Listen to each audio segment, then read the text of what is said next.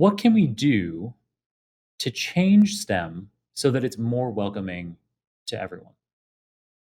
It starts at the beginning. I always think in terms of pipeline. So in terms of education, it is, how do you expose young kids, of all ethnicities and genders around the world to STEM careers in a way that makes them attractive and accessible. Certainly in the workplace, in my workplace, and publishing is a very white, undiverse industry. We're constantly focusing on how do we attract people into publishing. But we've been working at the press on this issue of making STEM recognizable to kids at a young age through new children's publishing efforts that we're doing. We started a partnership with the wonderful Candlewick Press, which is one of the leading children's publishers in the country. And they happen to be located in Somerville, not far from us, with two new imprints, MIT Press Kids and MIT Teens, that are focused, I would say, not just on STEM, I'd say STEAM field, so bringing in the arts as well. But at the MIT Press itself, we had started publishing graphic novels for adults, a few years ago, and have now started to do,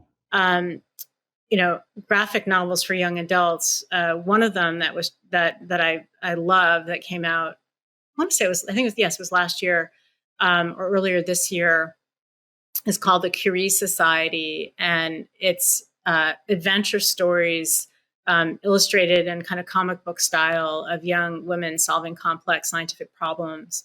And has Named been after Marie Curie? named after Marie Curie. And next month, we actually have a book coming out called Power On, which is intended to tells stories of coding for kids that show how empowering it is to be able to actually do computer programming and code. And it represents in the book through the illustrations just like a very diverse population of kids. And we're really, really excited about that one as well.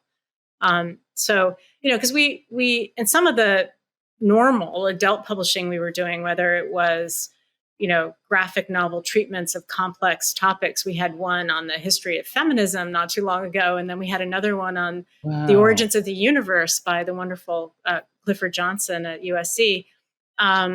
We were realizing that there was a young adult audience for these books, and also for some of our essential knowledge books, which are very short introductions to topics, and started out in science and technology, and now it's across the range of fields that we publish in. We realized that, this was just a natural direction for us to go in. But we also realized that we could do, some of these books for young adults, but when it came to truly publishing well for young children, that went beyond, our capabilities and our area of expertise. And from that came the decision to partner with Candlewick. Wow, that's so cool. So I personally love graphic novels of complex topics. So some particular ones that have impacted me in recent years, there's a book called Logic Comics, which Yes. is about Bertrand Russell and logic. Yeah. And so it's called, yeah. So yeah, I learned a ton about philosophy and his really interesting biographical history, both as an academic as well as an anti-war activist.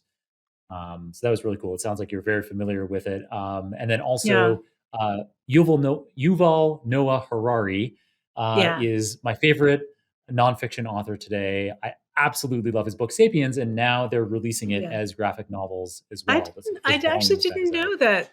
I love Sapiens too. I didn't know it was coming out as graphic novels. That's very cool.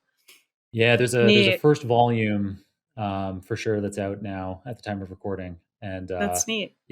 It's very well done, and I could see how that can be appealing to young adults. The Sapiens one in particular, I think it seems to me like there's elements of it that they're trying to make it a bit more appealing to that younger audience.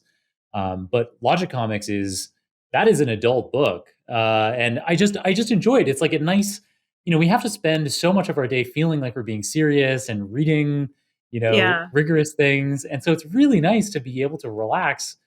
And I'm quite a visual person. I created a book called Deep Learning Illustrated, I Yeah. like visual approaches to conveying information. And yeah, so I love that those graphic novels exist. I can't wait to check out what MIT Press is releasing because I didn't know you were doing that until now. Yeah.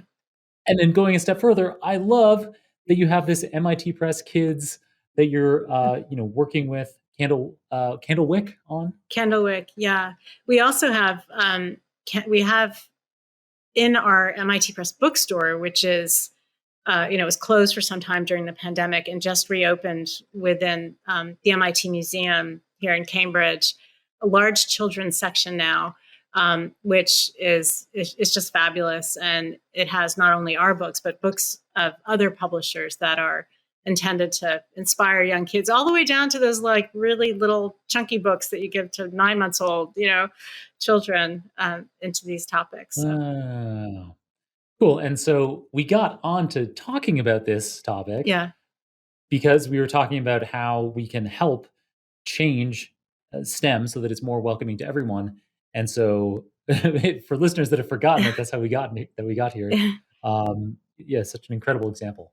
I guess it's sort of too easy to talk about, we have these big problems in the world, but look at the world. We do. It's a world literally on fire, and we need all the brain power and compute power to be solving these big problems in the world. For sure. And part of, and so certainly when it comes to data science, that's the work of a lot of the listeners to this podcast. But in my world, I think about it, in terms of how do you shorten the path from idea and discovery to impact on the world? How do you broaden participation in research so that we can bring all that brain capacity around the world, starting at a young age, to bear on these issues? Fortunately, as a publisher who has to sustain and run a business, there's just been an explosion of growth in interest in these topics as well. So Wonderful. when I came back to the press almost 7 years ago, we had a very large and successful, and have for many years, publishing program for general readers in art and architecture and design, and much less so in STEM topics. And now, publishing books for, we like to call them books that honor the complexity of their subject matter, but they are books also for the general reader. Just very, very successful. And it feels like it's an opportunity for us as a publisher to actually have, an influence on public policy. I mean, that's the way I think about it.